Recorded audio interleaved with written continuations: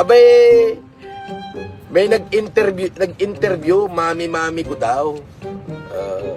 Hindi ko kilala yung in-interview doon. Balita ko, sigurado ako 1,000,000% gawa-gawa nila yan. Aba, bakit? Meron ngang pwede nga, gagawa nga sila ng fake witness. Yan, ang dali-dali niyan Dali-daling gawin yan, yung mga interview. Hindi papasa sa akin yan. Nung ako ay nakakulong, merong lima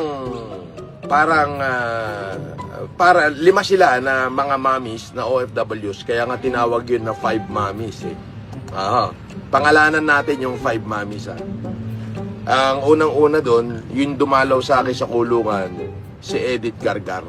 Yan, si Mami Edith Gargar. Tapos Merly Bersheng. Tapos si Mami Dakel, gabi na. Tapos si Ma'am Melita Kilates. Tapos si Kay. Yan. Sila ang nagbansag dyan na 5 mommies.